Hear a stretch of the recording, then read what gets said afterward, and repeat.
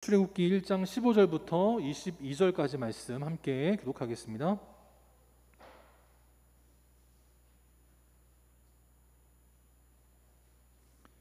출애굽기 1장 15절부터 22절까지 제 성경으로 구약성경 83페이지에 있습니다. 출애굽기 1장 15절부터 22절까지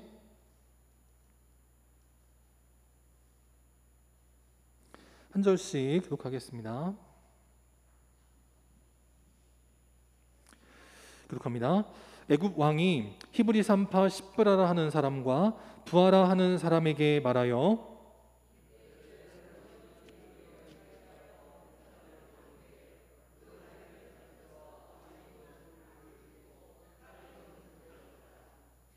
그러나 산파들이 하나님을 두려워하여 애굽 왕의 명령을 어기고 남자 아기들을 살린지라.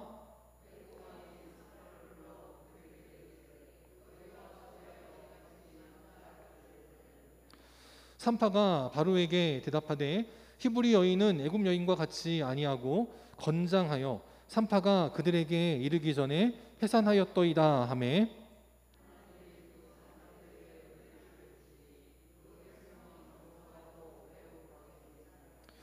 그 산파들은 하나님을 경외하였으므로 하나님이 그들의 집안을 흥왕하게 하신지라.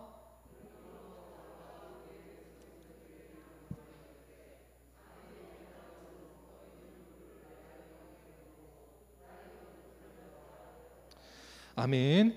이 시간 하나님을 경외하면 하나님이 흥왕하게 하신다. 하나님을 경외하면 하나님이 흥왕하게 하신다라는 제목으로 함께 하나님 말씀 나누도록 하겠습니다. 이번 주에 어떤 기사에 댓글이 하나 올랐는데 베스트 댓글로 선정이 됐습니다. 이거 뭐냐면 딱 세 줄이었는데 한국은 이 코로나 시기의 위기를 기회로 만들었다라는 거예요. 일본은 도쿄올림픽을 통해서 후쿠시마 그 원자력 발전소의 사건을 회복하는 기회로 삼기를 원했지만 오히려 그것 때문에 코로나가 번창하게 되어서 창궐하게 되어서 위기가 되었다라는 거고요. 세 번째, 중국은 지금 이 코로나 바이러스의 유출지라고 지목되고 있지 않습니까? 아직 뭐 정확하게 뭐 딱 판결 난 건 아니니까 그냥 유추 정도라만 말을 하겠지만 한 가지 확실한 건 중국이 만든 코로나19 백신은 효과가 없다라는 겁니다. 어쨌든 이 중국은 위기를 세계로 퍼뜨렸다라고 하는 그런 오명을 받고 있다라는 거예요. 저기에는 유럽과 미국도 빠져 있지만 마찬가지라는 겁니다. 그들도 위기를 기회로 삼지 못하고 나라의 위험으로 자초하게 되었다라는 거예요. 근데 우리나라만 위기를 기회로 바꾸었다라는 겁니다. 그러면서 한 가지 또 뉴스가 있었는데 뭐였냐면 프랑스 파리의 한 장면입니다. 저게 뭐 하는 장면이냐면 사람들이 모여가지고 시위를 하는 거예요. 그 시위를 왜 하냐면 마크롱 대통령이 앞으로 이제 백신을 접종하지 않은 사람은 식당이나 쇼핑몰 같이 어떤 공공 건물에 들어가지 못하도록 출입을 제한하겠다라고 하는 뉴스를 이제 발표했습니다. 우리는 당연하게 받아들이는 건데 프랑스 시민들은 왜 나의 자유를, 백신을 맞고 안 맞고 나의 자유를 정부가 제한하냐라고 하면서 저렇게 모여가지고 데모를 하더라는 거예요. 근데 저기에 마스크 쓴 사람은 거의 찾아볼 수가 없습니다. 몇 명 없어요. 저렇게 많은 사람들이 모여가지고 개인의 자유를 부르짖지만 자유를 부르짖다가 코로나가 창궐해서 어려움을 겪고 있다는 겁니다. 저걸 보면서 왜 우리는 이 코로나 시기의 위기를 잘 넘어갔는지를 보여주는 거예요. 어느 나라 대통령이든 나라가 망하게 하기를 원하는 사람은 아무도 없습니다. 미국이나 독일이나 프랑스나 심지어는 일본조차도 나라가 망하게 하기를 원하는 사람은 아무도 없었다는 거예요. 그런데 그 나라의 방침을 국민들이 얼마나 잘 따라주느냐. 이 코로나 시기를 지나오면서 선진국이라고 하는 나라들이 얼마나 참 무지몽매한지를 잘 보게 됩니다. 그리고 오히려 우리나라는 그동안 2등이라고 생각을 했었는데 알고 보니까 우리가 선진국이더라고요. 우리는 나라에서 엉뚱한 명령을 내려도 우리는 알아서 잘 캐치해가지고 잘 지키고요. 남이 뭘 좀 잘못해도 나는 잘 지켜서 이 어려움을 잘 이겨왔다라는 거예요. 여기 보면 나는 백신 맞았어 해도 마스크 벗지 않고 이렇게 마스크를 잘 써주셔서 얼마나 감사한지 몰라요. 여러분들 덕분에 우리가 이 코로나의 위기를 딛고 믿음의 선진국으로 발전하게 된 줄 믿습니다. 앞으로도 우리가 기도할 때 애국가에 나오는 것처럼 하나님이 보호하셔서 우리나라가 만세가 되도록 번창하게 될 줄 믿습니다. 근데 그런 반면에 또 안 좋은 일도 있습니다. 뭐였냐면 지난 금요일에 기사가 올라왔는데 김포공항에 주차장을 찍어서 올린 거예요. 이제 휴가철이다 보니까 아마 4월, 5월 아니면 뭐 6월 코로나가 좀 이렇게 좀 안정이 돼가고 그 다음에 백신도 맞고 하다 보니까 1년 6개월 동안 눌려있던 사람들이 여행을 좀 가야지 했던 것 같아요. 제주도로 가겠다고 저렇게 다 예매를 해놓고 가려고 딱 모였는데 알고 보니까 저렇게 차들이 많은 거예요. 지금 제주도도 그렇지 않아도 코로나가 심각한데 저렇게 많은 사람들이 가면 참 어렵다라는 겁니다. 근데 반대로 또 한 가지 같은 날 또 하나의 사진이 올라왔는데 그건 뭐냐면 그 의료진 사진입니다. 저 방역복을 입고서 열심히 일하던 저 의료진이 쓰러진 거예요. 그냥 옷을 다 벗기고 저렇게 막 산소 호흡기도 끼우고 하는데 결국은 실려가는 장면이 결국은 뉴스에 나왔습니다. 지난주에도 한번 사진 보여드린 것처럼 어떻게 의료진들 앞에서 술 마실 생각을 하는지 그러고 있어요. 우리나라가 앞으로도 계속 선진국이 되느냐 후진국으로 퇴보하느냐는 우리가 어떻게 하나에 따라 달려 있습니다. 하나님은 항상 우리나라를 지켜주시지만 아무리 하나님 우리를 지켜주고 싶어도 우리가 똥볼을 차면 안 되는 거예요. 마지막까지 최선을 다해 주셔서 우리가 믿음으로 전진하는 복된 나라가 될 수 있도록, 그래서 오늘 말씀의 제목과 같이 하나님을 경외하고 하나님 말씀에 순종할 때 하나님께서 흥왕하게 하시는 가정과 교회와 나라가 될 수 있기를 주님의 이름으로 축원합니다. 우리가 이 땅을 살아가면서 누구에게나 두려움은 있습니다. 근데 그 두려움을 내가 버려야 할 두려움이 있고 내가 가져야 될 두려움이 있을 때 그거를 잘 분별해 가지고 내가 가져야 될 두려움은 갖고 버려야 될 두려움은 빨리 버리는 인생, 그 인생이 지혜로운 인생이다라는 거예요. 먼저 우리가 버려야 될 두려움은 뭐가 있습니까? 헛된 망상이 있어요. 그럼 그런 건 버려야 됩니다. 저도 어렸을 때 그랬지만 우리 아들도 보면요, 일어나지도 않은 일을 벌써부터 걱정을 해요. 아빠 나 죽으면 어떡해? 아직 죽지도 않았잖아요. 아직 살아갈 날이 창창하게 남은 애들이 아빠 나 죽으면 어떡해? 그런 거 물어봐요. 그럼 한두 번은 제가 진작에 얘기해주지만 이게 10번, 20번 넘어가면 그 다음 어떻게 해요? 야, 쓸데없는 걱정하지 마. 너 그동안 몇 날 며칠을 걱정했어도 지금까지 멀쩡했지. 앞으로도 괜찮아. 그러면 빨리 그걸 버리고 열심히 공부하고 열심히 놀고 열심히 배우고 해야 되는데 나 죽으면 어떡하지? 그럼 걱정은 안 되는 거 아니겠어요? 근데 또 반대로 내가 가져야 될 두려움이 있습니다. 아무리 세상에 여자가 많다 그래도요, 한 번 결혼하면 다른 데 마음 두면 안 되는 거예요. 그런데 내가 결혼해서 가정했는데 다른 데 마음 두고 있으면 가정에 깨어질지도 몰라. 그런 두려움을 갖고 있어야 되는 거예요. 그래서 아무리 누가 나한테 어떠한 욕을 한다 할지라도 내가 나의 자유 때문에 깨질 무언가가 있다면 거기에 관한 두려움은 갖고 있어야 된다는 겁니다. 내가 혹시 실수해가지고 하나님 영광을 가리진 않을까? 내가 혹시 실수해가지고 나라를 어려움에 빠뜨리진 않을까? 내가 혹시 실수해서 교회가 어려움에 빠지진 않을까? 그러한 두려움은 늘 갖고 살아야 된다는 거예요. 그러면서 이 동물 세계의 사진을 볼 수 있습니다. 쪽제비인지 쪽제비 같은 동물인 것 같은데 덩치로는요 사자가 훨씬 큽니다. 힘도 훨씬 세요. 그런데 사자에게는 버려야 될 두려움이 있어요. 내가 사냥을 하다가 죽으면 어쩌지? 다치면 어쩌지? 그런 두려움이 있습니다. 그럼 그런 두려움은 빨리 버려야 되거든요. 근데 그 두려움을 떨치지 못한 사자는 저렇게 조그마한 동물이 자기에게 달려들어도 뒤로 도망가는 거예요. 결국은 나중에 저렇게까지 쫓겨다닙니다. 근데 반대로 조그마한 존재에 불과하지만 쪽제비 같은 인생이지만 내가 지켜야 될 두려움이 있어요. 내가 잘못되면 내 새끼들이 죽는다. 그런 두려움을 갖고 있다면 내 앞에 아무리 거대한 짐승이 나타난다 할지라도 맞서 싸워서 이겨나가게 되더라는 거예요.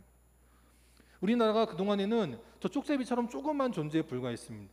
일본이 에헴만 해도 우리는 깨갱 하는 존재였습니다. 미국 형님이 눈만 부라려도 우리는 꼼짝 못하는 존재였어요. 유럽에서 뭐라고 말만 하면 우리는 벌벌 떠는 존재였습니다. 근데 우리에게 믿음의 두려움이 생기니까, 하나님을 경외하는 바른 믿음의 두려움이 생기니까 우리는 뒤로 물러나지 않고요, 전진하게 되었다라는 거예요. 오늘 하나님께 주시는 그 귀한 믿음의 두려움을 가지고 하나님 앞에 쓰임 받았던 믿음의 두 여인이 있습니다. 오늘 우리도 그 믿음의 여인들처럼 우리 앞에 두려움이 찾아오지만 내가 버려야 될 두려움과 내가 가져야 될 두려움이 무엇인지를 분별하게 될 때 하나님께서 흥왕하게 하시는 복된 인생들이 다 될 수 있기를 바랍니다. 그럼 첫 번째, 우리는 어떻게 되느냐? 우리의 인생은 고난 때문에 결코 망하지 않는다. 이걸 알아야 된다라는 거예요. 우리의 인생은요, 고난 때문에 망하지 않습니다. 11절에 보니까 바로가 감독자들을 세우고 이스라엘 백성들에게 무거운 짐을 지어 괴롭게 했다라고 말합니다. 바로는 자기가 중노동을 시키면 그 이스라엘 백성들이 무너질 줄 알았습니다. 바로는 총 3번의 압제 정책을 펼치게 됐는데, 첫 번째는 바로 11절에 보았던 것처럼 14절에 또 나오는 것처럼 중노동이라고 하는 육체의 노역을 시켰습니다. 그래서 이 중노동으로 흙을 이기고 벽돌을 굽고 또 그러면서도 농사까지 짓고, 그래서 밤낮으로 그냥 온몸이 녹초가 되도록 하는 엄한 일을 시켰다는 거예요. 그러면 이제 그들이 지쳐가지고 밤에 딴짓 못하고 잠자겠지. 그래서 애를 못 갖고 애를 못 낳으니까 이스라엘이 점점 쭈그러들겠지, 그런 생각을 했다는 거예요. 근데 결과는 뭡니까? 12절에 보니까 그러나 학대를 받을수록 더욱 번성하여 퍼져나갔더라라고 말씀을 해요. 하나님과 동행하는 인생은요, 아무리 고난이 있고 아무리 학대가 있다 할지라도 우린 결코 그것 때문에 망하지 않는다는 거예요. 오히려 학대를 받으면 받을수록 마치 팽이의 옆구리에다가 채찍으로 아무리 갈겨도 채찍이 깨지지 않잖아요. 그 팽이가 깨지지 않잖아요. 아무리 채찍으로 팽이를 후드려 패도 팽이는 점점 쌩쌩하게 달리지 않습니까? 우리 인생도 마찬가지라는 거예요. 하나님과 동행하는 인생은 오히려 고난과 학대를 받을수록 더욱 번성하여 퍼져나가게 하시는 하나님의 역사가 나타나게 되더라라는 것입니다. 그래서 시편 119편 71절에 보니까 다윗이 이렇게 고백을 합니다. 고난당한 것이 내게 유익이라 라고 말씀을 해요. 고난당한 것 자체가 어떻게 유익이 될 수 있습니까? 그런데 그 고난을 통해서 주의 율례 말씀을 배웠더니 그것이 나에게 유익이 되게 하신다라는 거예요. 제가 맨날 살찐다고 옛날 얘기하고 운동한다고 얘기해도 별로 효과는 없어가지고 요새 말을 안 하고 싶었는데, 지난주에 원경란 성도님께서 저를 보시더니 목사님 요즘 살 빠졌나요? 이렇게 물어보시더라고요. 예. 별로 티가 안 나는 것처럼 보여도 누군가는 매의 눈으로 보셨구나 라는 걸 생각했어요. 왜냐하면 요즘 운동하는 것 중에 뭐가 있냐면 그 AB 슬라이드라고 혹시 아시나요? 이렇게 왜 바퀴 같은 거 달려가지고 이렇게 방바닥에서 이렇게 막 굴리는 거, 그걸 하는데요, 무지 힘들더라고요. 그걸 하는데 이 아랫배가 막 칼로 찢는 것처럼 아픈 거예요. 아, 내가 뭘 잘못하나? 그래가지고 헬스대 그 뭐 PT를 받고 이런 건 아니니까 헬스 유튜버한테 글을 올렸어요. 내가 배가 찢어질 것처럼 아픈데 이거 괜찮냐 그랬더니 아픈 게 정상이라는 거예요. 배가 찢어지는 것처럼 아파야 그 찢어진 것이 아물면서 근육이 생긴다는 거예요. 내가 아프다고 운동에 통증이 느껴지지 않도록 가볍게 살살하면 백날에도 효과가 없다는 거예요. 근데 지금 당장은 배가 찢어질 것 같지만 자세가 분명하고 열심히 하면 그 근육이 찢어질 것 같은 고난이 결국 나에게 뱃살을 빼주고 나중에는 초콜릿 복근이 나오게 한다는 거예요. 아직은 워낙 지방이 많아가지고 그 정도는 아니지만 지난 한두 달 전만 해도 이렇게 둥그렇던 배가 요즘은 이렇게 조금 이렇게 들어갔어요. 옆이 좀 들어갔어요. 그렇더라고요. 고난당한 것이 유익이 된다는 거예요. 우리가 믿음에 고난당할 때 그것 때문에 망할까 염려한 인생 되지 마시고 악한 마귀의 모든 고난을 믿음으로 이겨나감으로 유익을 얻는 귀한 인생들이 될 수 있기를 바랍니다. 두 번째, 바로는 이스라엘 백성들에게 어떠한 압제의 정책을 펼쳤냐면 산화를 제한하는 정책을 펼쳤습니다. 이 당시에는 지금처럼 피임 기술이 없었어요. 그래가지고 애를 낳자마자 남자면 죽여라 라고 했다는 겁니다. 요즘으로 말하면 남녀를 구분한 다음에 남자면 뱃속에서 유산을 시켜, 그런 식이었다는 거예요. 산파가 애를 받으러 갔을 때 애가 나오는 걸 보고 애가 아직 울기 전에 남자면은 입을 틀어 막아서 숨을 쉬지 못하게 해서 죽여버리게 했다는 거예요. 그래서 그 산모에게는 아이고 애가 죽어서 나왔네요. 그렇게 하기를 원했다는 거예요.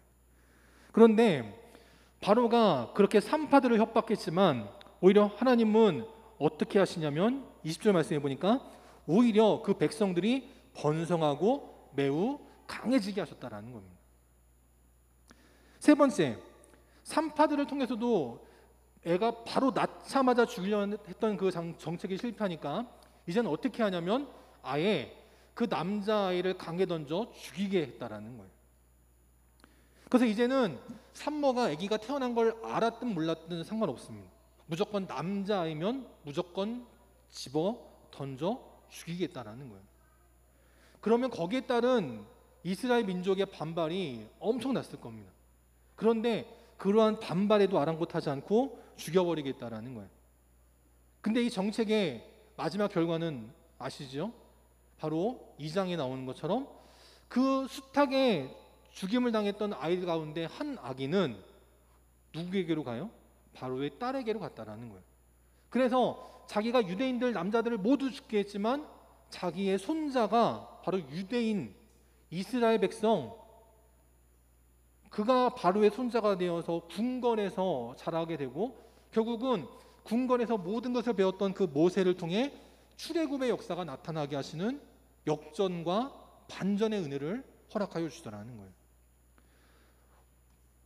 그래서 우리는 무엇을 알 수 있느냐? 출애굽기 18장에 나오는 것처럼 여호와 하나님은 모든 신보다 크시다라는 것을 우리가 알아야 된다는 겁니다. 하나님은요, 이 땅에 누구보다 크신 존재라는 거예요. 기업의 회장이든 대통령이든 어느 무슨 대단한 일을 했던 누구든지보다 하나님께서 크시고 이스라엘에게 교만하게 행했던 그들을 우리 하나님이 친히 이겨주시겠다라고 말씀을 해요. 오늘 우리 영광교회 믿음의 성도들이 모든 것보다 크신 하나님을 믿는 참된 믿음의 성도들이 될 수 있기를 바랍니다. 그러면 하나님께서 당신을 대적하여 높아진 모든 것들을 무너뜨리실 그때에 우리 영광교회는, 우리 사랑하는 믿음의 성도들은 하나님께서 더욱더 든든하게 서가게 하시는 믿음의 역사를 허락하여 주실 줄 믿습니다. 또한 이 산하 제한 정책에 영적인 이유가 있다는 거예요. 바로가 그냥 단순하게 남자애들이 태어나면 죽여라 그냥 했던 게 아닙니다. 성경적으로 뿌리가 있어요. 창세기 3장에 보면 아담과 하와가 범죄했습니다. 뱀의 유혹을 받아서, 사단의 유혹을 받아서 범죄했어요. 그때 하나님께서 그 뱀에게 뭐라고 말씀하시냐면 여자의 후손이 너의 머리를 상하게 할 것이다 라고 말했고요. 그 다음에 또 뱀은 여자의 후손들인 하나님의 백성들의 발꿈치를 상하게 할 것이다 라고 말씀을 했어요. 그래서 항상 마귀는 하나님의 자녀들을 내버려 두지 않는다는 겁니다. 그래서 오늘 출애굽기 1장에 나오는 것처럼 어린 아기들을 죽이려 하는 그런 산하 제한 정책을 펼치기도 했고요. 또 신약에 넘어가서도 어떤 일이 벌어져요? 마태복음 2장에 보면 헤롯을 통해서 사내 아이들을 죽이게 하는 마귀의 역사가 나타나게 되었다라는 거예요. 항상 마귀는 생명을 죽이는 것에만 관심이 있습니다. 여러분도요, 무언가를 파괴하고 무언가를 죽이려 하고 무언가를 밟으려 하는 것에만 관심이 있으면 그거는 마귀의 생각이라는 것을 늘 기억하면서 우리는 짓밟고 파괴하고 생명을 빼앗는 것이 아니라 회복시키고 세우고 생명을 일으키는 그런 하나님의 일에 집중하는 귀한 인생들이 되어야 될 줄 믿습니다. 그래서 우리가 지난주에 보았던 것처럼 이 출애굽의 시작은 누구 때문에 일어났느냐? 요셉을 알지 못하는 한 새로운 왕 때문에 일이 벌어졌습니다. 요셉을 알지 못했다라고 하는 이 말은 단순하게 역사적으로 무지했다 그 뜻만은 아니라는 거예요. 역사적으로 무지했던 것도 있지만 의도적으로 하나님이 하신 일들을 무시하는 겁니다. 지금 이제 이 나라는 하나님이 계시지 않아도 내 힘으로 다스릴 수 있어 라고 하는 세속적인 정권이 들어섰다라는 거예요. 그래서 어떤 일이 벌어졌느냐? 창세기 37장에 보니까 이 이스라엘 백성들을 애굽으로 이주시켜서 70명에 불과했던 사람들을 남자만 60만의 대민족으로 부흥했던 그 요셉을 죽이려고 하는 일들이 이미 그 옛날부터 있었다라는 거예요. 그때 그들은 누굽니까? 요셉의 형제들이었습니다. 그 형제들이 요셉이 평소에 아버지에게 고자질하고 했던 그것이 너무나 못마땅하니까 요셉을 죽이기를 꾀했다라는 거예요. 1차 요셉을 죽이려고 어떻게 했냐면 구덩이에 집어 던졌습니다. 근데 하나님은 이미 그 구덩이에 물을 비워두셔서 요셉이 죽지 않고 살아나게 하셨다라는 거예요. 그래서 2차 어떻게 합니까? 지나가던 미디안 사람 상인들에게 요셉을 은 20을 받고 팔아버렸다라는 거예요. 저희 애들도요, 서로 뭐가 못마땅하면 그냥 막 엄청 싸웁니다. 어제 우리 막내도 지가 막 방바닥에 뭘 어지럽혀 놨는데 언니가 그걸 좀 치워주려고 그랬더니 지가 막 해놓은 거를 망치려는 줄 알고서 언니의 머리끄댕이 그냥 확 잡아당겼다는 거예요. 어젯밤에 제가 뒤늦게 올라왔는데 애가 막 울고 있어요. 왜 울어 했더니 자기 동생이 자기 머리를 잡아당겨가지고 너무 아팠다는 거예요. 그러면 이제 또 막 욕을 해서 다시는 이제 뭐 동생은 필요 없고 뭐 하지만 동생이 조금만 뭐면 어떻게 해요? 가가지고 달려가가지고요 안아주고 위로해주고 그래요. 그게 형제 아닙니까? 근데 요셉의 형제들은 아버지에게 바른 말 몇 번 했다고 동생을 은 20에 팔아서 먼 나라로 보내버렸어요. 부잣집 도련님 평소 일 한 번도 안 해봤던 사람이 노예로 팔려갔다는 얘기는 죽었다라는 얘기입니다. 근데 하나님은 그 요셉이 노예로 팔려가도 죽지 않게 하시고 집사장이 되게 하셨다는 거예요. 그러니까 마귀는 또 어떻게 하냐? 그 보디발의 아내를 통해서 그에게 모함을 씌우고 감옥에 쳐넣습니다. 감옥에 쳐넣어도 죽는다는 얘기예요. 근데 요셉은 거기서도 살아남았습니다. 그러니까 마귀가 나중에 어떻게 하느냐? 이제는 애굽 전체에 흉년을 내리게 됩니다. 누구도 먹을 것이 없어 굶어 죽게 하는 대재앙을 내렸다라는 거예요. 그런데 하나님은 그 애굽 전체에 재앙이 내리게 할지라도 믿음의 한 사람 요셉을 통하여 7년의 풍년 동안 음식물을 저장하게 해두고 그래서 그 후에 찾아오는 7년의 흉년을 대비하게 해서 망하지 않도록 살게 하셨다라는 거예요. 누구를 통해서? 하나님을 아는 생명의 일꾼 요셉 한 사람을 통해서 이런 일들이 벌어졌다라는 거예요. 우리 영광교회 믿음의 성도들이 고난 때문에 두려운 인생 되지 마시고 요셉처럼 구덩이 속에 던져지고 노예로 팔려가고 누명을 쓰고 감옥에 가고 지금 우리처럼 코로나로 인해서 먹고 살 길이 막막해지고 뭐한다 할지라도 생명의 하나님 붙들 때 우리는 결코 고난으로 망하는 것이 아니라 오히려 고난을 당하고 박해를 당할수록 더욱 번성하게 되고 상대하게 되어지는 믿음의 일꾼들이 다 될 수 있기를 바랍니다. 두 번째, 우리는 무엇을 알아야 되느냐? 우리 하나님은 주를 경외하는 자를 사용하신다라는 거예요. 바로가 이스라엘 민족들을 핍박하기 시작했습니다. 그럴 때 산파는 애굽 왕의 명령을 두려워하고 따르는 것이 아니라 하나님의 명령을 두려워하고 하나님 말씀을 따라가는 인생이 되었다라는 거예요. 예수님께서도 누가복음 12장에 뭐라 말씀하셨냐면 너희는 몸은 죽이고 그러나 그 후에는 능히 더할 수 없는 자들을 결코 두려워하지 말아라 라고 말씀하셨다라는 거예요. 누구나 인생을 살아가면서 한 번 죽는 것은 누구나 다 두려워합니다. 하지만 육신의 죽음은 거기서 끝이에요. 100년, 길어야 120년, 그걸 끝입니다. 하지만 죽음의 다음 그 이후에 영생이냐 영벌이냐의 순간이 있다라는 거예요. 우리는 누구를 두려워해야 되느냐? 누가복음 12장 5절에 나오는 것처럼 우리를 죽이신 다음에 그리고는 우리의 영혼을 지옥에 던져 넣을 권세가 있는 그분을 두려워할 줄 아는 인생이 돼야 된다는 거예요. 그 산파들은 예수님 말씀은 듣지 못했지만 그들은 내 눈앞에 시퍼렇게 살아있는 왕의 권력을 두려워하는 것이 아니라 지금 당장 내 눈엔 보이지 않을지라도 하나님 말씀을 믿었기에 그들은 하나님을 두려워하여 하나님의 뜻대로 살기를 결단하게 되었다는 거예요. 하나님은 바로 그러한 사람들을 사용하신다라는 겁니다. 바로도 산파들을 협박한 다음에 니들이 애를 받으러 가서 애굽에서 이스라엘 백성들이 남자아이를 낳으면 죽여라 라고 명령을 내렸습니다. 그런데 한 주가 지나고 한 달이 지나고 어쩌면 1년이 지나도 이스라엘 백성들의 남자아기가 죽었다라는 소식이 들려오지 않으니까 18절에 보면 애굽 왕이 산파를 불렀다라고 말합니다. 여기서 말하는 불렀다라는 얘기는요 그냥 조용하게 야 아무개야 일로 와봐 그 정도가 아니고요. 여러분이 가장 화가 나가지고 여러분의 자녀를 혼낼 때를 생각하시면 됩니다. 여러분, 저희 집사람의 목소리가 어느 정도인지 아시나요? 되게 조그맣잖아요. 아마 여러분은 저희 집사람이 도레미파솔 솔 이상으로 소리를 높이는 걸 들어보신 적이 없을 거예요. 저희 집사람은요 되게 조용조용합니다. 차분차분해요. 근데 그랬던 집사람이요, 애들을 낳고 키우기 시작하니까 이 소리가 높아지는데 얼마나 커지는지 몰라요. 그래도 첫째, 둘째 때까지는 그래도 소리가 그렇게 크지 않았는데 막내는요 얼마나 그냥 장난기가 심한지 제가 깜짝깜짝 놀랄 때가 있어요. 소리가 얼마나 그냥 우렁찬지 야 그러는데 지금 애구방이 산파들을 부를 때 그렇게 불렀다는 거예요. 야 이놈의 새끼들아, 그렇게 좀 부른 거예요. 그렇게 불러서 야 너희가 어찌하여 이같이 남자아기들을 살렸느냐라고 말할 때 조용조용 말했을까요? 야 이 소새끼, 이 돼지 새끼, 그렇게 말하면서 노발대발하면서 방방 뛰면서 아무도 나를 제어할 수 없을 때 그렇게 소리 질렀다라는 거예요.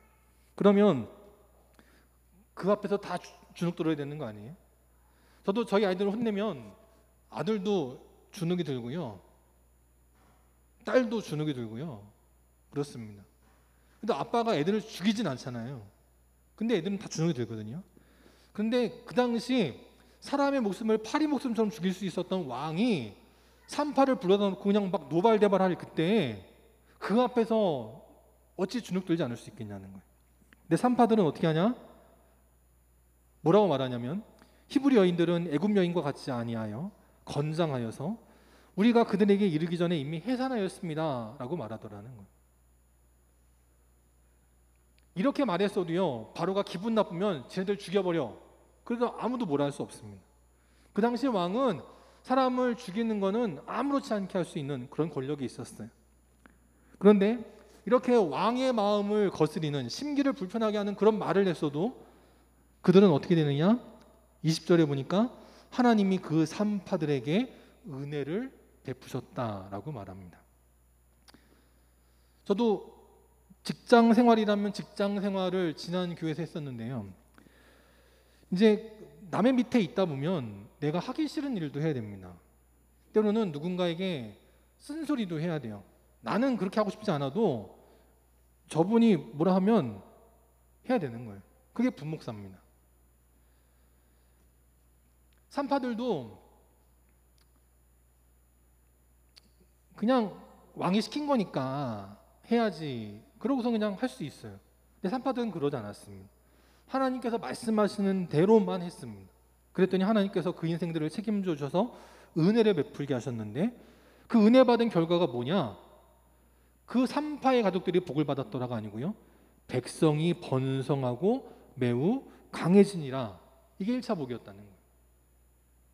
이 말씀을 보고서 우리 믿음의 성도들에게 소망이 있습니다. 여러분들이 하나님 앞에 은혜 받을 행동을 하면 여러분을 통해서 누가 복을 받아요? 우리 국민들이 번성하고 우리나라가 매우 강하게 되어지는 놀라운 축복이 임하게 된다라는 거예요.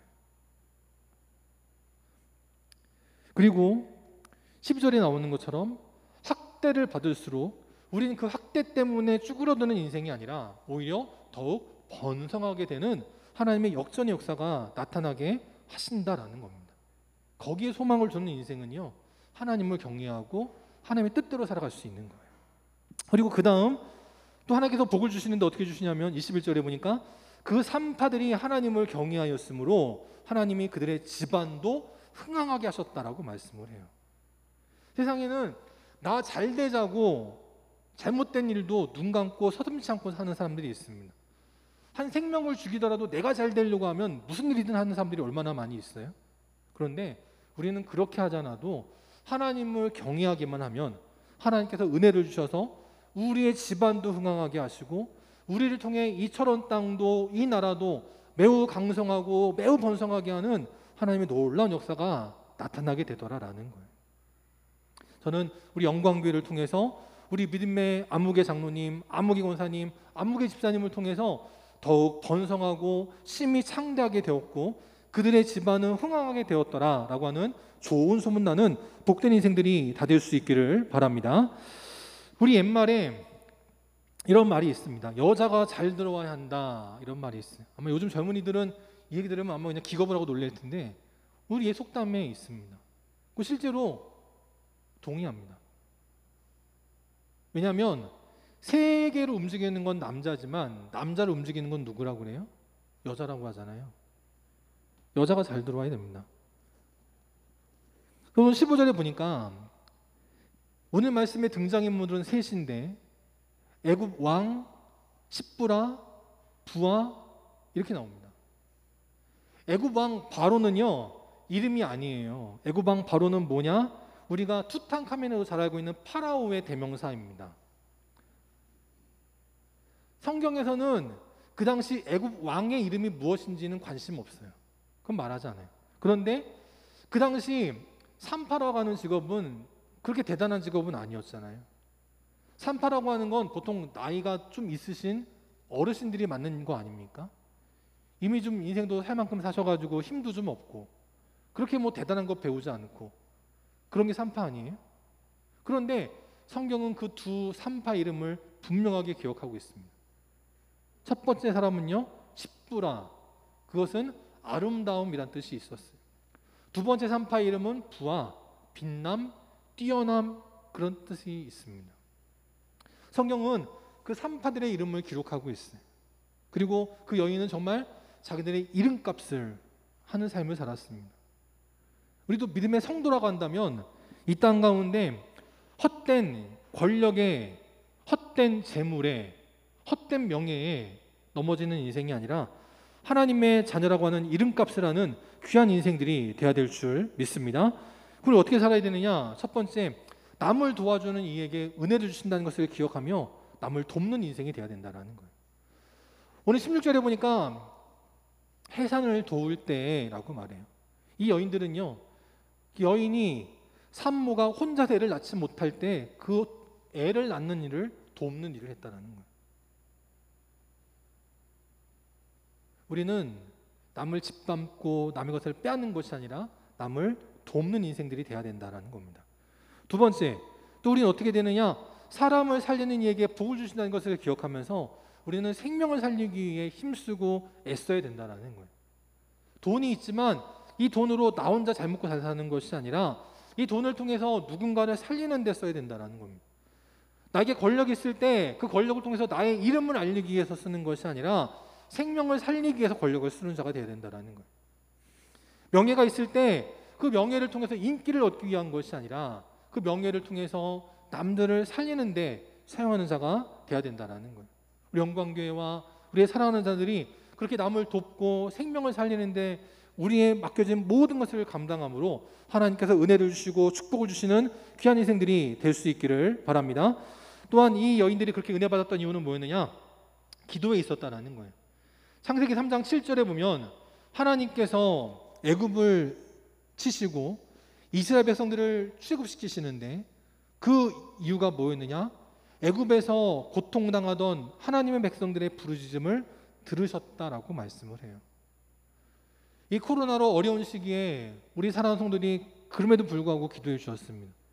지난 연초에, 작년 연초에 교회가 모이지 못하고 교회가 문을 닫을 때에도요, 몇 분의 분들이 그래도 매일 새벽같이 모이셔가지고 기도하셨어요. 그분들의 기도 덕분에 이 나라가 코로나의 위기를 잘 극복한 줄 믿습니다. 지금도 나라가 어렵습니까?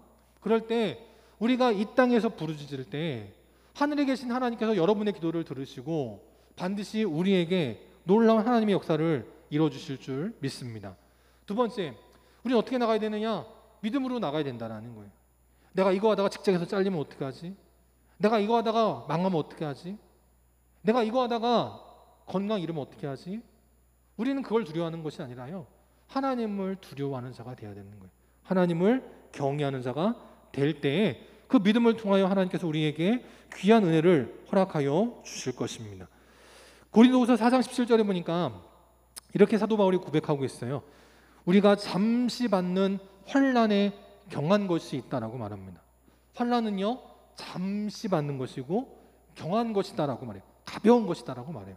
그런데 그 환난이 끝난 뒤에는 우리에게 영광이 주어지는데 이 영광은 지극히 크고 영원하다라고 말씀을 해요. 그리고 그것은 매우 무겁다. 함부로 아무나 뺏어갈 수 없는 무게의 것이다라고 말씀을 해요. 그리고 디모데후서에서도 이렇게 디모데에게 사도 바울이 권면합니다. 나는 이 고난을 받을 때 부끄러워하지 아니한다라고 말해요. 내가 믿음 생활하다가 집안이 망했습니까? 내가 믿음 생활하다가 사업에 어려움을 겪었습니까? 근데 나는 그것 때문에 부끄러워하지 아니한다라고 말을 해요. 왜냐? 나는 내가 믿는 하나님을 알고 또 내가 하나님께 나의 것을 의탁할 때 우리 하나님께서 마지막 날까지 그가 능히 지켜주실 것을 확신하기 때문이다 라고 말을 하고 있어요. 그 산파들도 그렇게 살았다는 겁니다. 내가 바로의 명령을 거절했다가 내가 죽음 당하면 어떡하지? 나 때문에 우리 집안이 멸문지하당하면 어떡하지? 그 산파들은요 그걸 두려워하지 않았어요. 그는 오직 하나님을 믿었고 하나님을 의지했습니다. 신명기 7장 마지막으로 함께 읽고 오늘 말씀 마치도록 하겠습니다. 시작. 내 하나님 여호와께서 너를 인도하여 내실 때 내가 본 큰 시험과 이적과 기사와 강한 손과 편팔을 기억하라. 내 하나님 여호와께서 내가 두려워하는 모든 민족에게 그와 같이 행하실 것이요. 아멘. 오늘 보니까 사도 바울이 모세가 뭐라고 고백합니까? 하나님의 강한 손과 편팔을 기억하라라고 말씀하고 있어요. 우리 애들이 어렸을 때 이제 막 걷기 시작할 때 아장아장 걸을 때요. 툭하면 넘어지니까 엄마 아빠랑 항상 하는 일이 뭐예요? 손을 펴가지고 항상 아기의 주변에서 아기가 넘어지면 어떻게든 잡아주려고 준비합니다. 우리 하나님께서도요 그렇게 하신다라는 거예요. 아기가 넘어질 때 그 넘어지는 것을 잡아줄 수 있는 강한 손이 있고요. 또 그 손으로 팔짱 끼고 지켜보는 것이 아니라 그 팔을 펴서 그 아이의 사방에서 아이가 어디로 넘어지든지 아이를 붙들어주기 위해서 애쓰고 있는 것처럼 우리 하나님께서도 오늘도 우리 영광교회를 위해서 우리 믿음의 성도들을 위해서 이 나라를 위해서 강한 손과 편팔을 준비하고 계신다라는 거예요. 우린 그래서 염려할 때마다 고난이 찾아올 때마다 걱정으로 밤에 잠을 이루지 못할 때마다 우리 이 말씀 붙들고 외쳐야 되는 거예요. 덕화나 하나님의 강한 손과 편팔을 기억하라고 외쳐야 되는 겁니다. 우리가 하나님의 강한 손과 편팔을 기억하고 나아갈 때 하나님께서 우리가 두려워하는 모든 걱정과 근심과 질병과 모든 궁핍의 어려움들에게 하나님께서 친히 능히 행하실 것이다. 이 믿음 가지고 나간다면 우리는 산파와 같이 나를 통해 우리의 백성들이 번성하게 되고 창대하게 되고 우리의 집안은 흥황하게 되는 하나님의 귀한 역사를 누리게 하실 줄 믿습니다. 어제 이 말씀 붙들고 주님과 동행함으로 하나님을 경외할 때 하나님께서 흥황케 하시는 복된 교회와 복된 성도들이 다 될 수 있기를 주님의 이름으로 축원합니다. 찬송 620장 함께 찬양하시고 축도로 이어하시겠습니다. 찬송 620장 함께 찬양하신 다음에 축도로 이어하시겠습니다. 함께 일어나셔서 찬양합니다.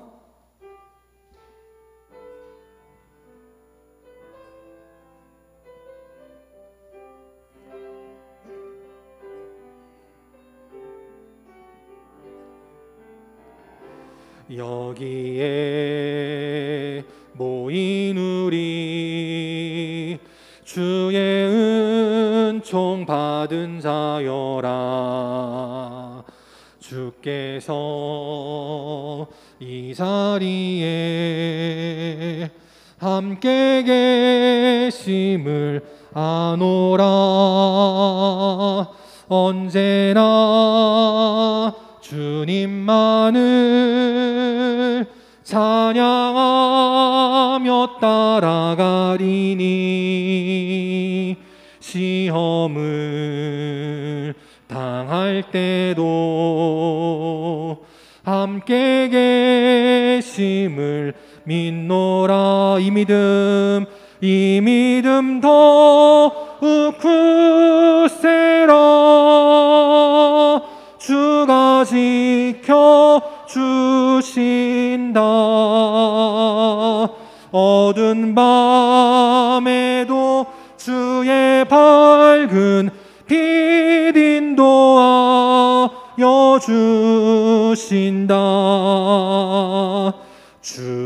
주님이 뜻하신 일 헤아리기 어렵더라도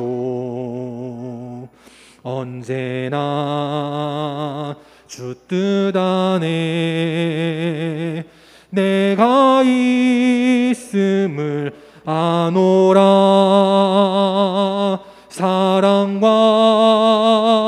말씀들이 나를 더욱 새롭게 하니 때로는 넘어져도 아멘. 최후 승리를 믿노라. 이 믿음 더욱 굳세라. 주가 지켜주신다. 어두운 밤에도 주의 밝은 빛 인도하여 주신다. 여기에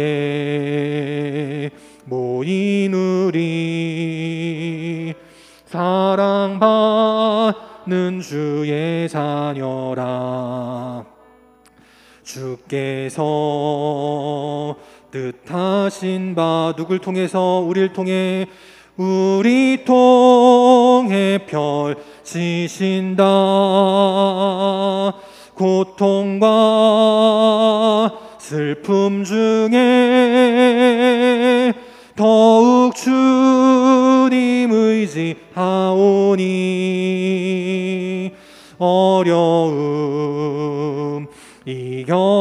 이겨내고 주님 더욱 찬양하라. 아멘. 이 믿음 더욱 굳세라. 주가 지켜주신다.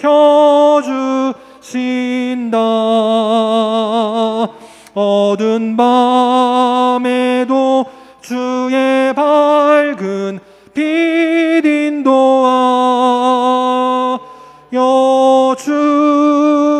주신다.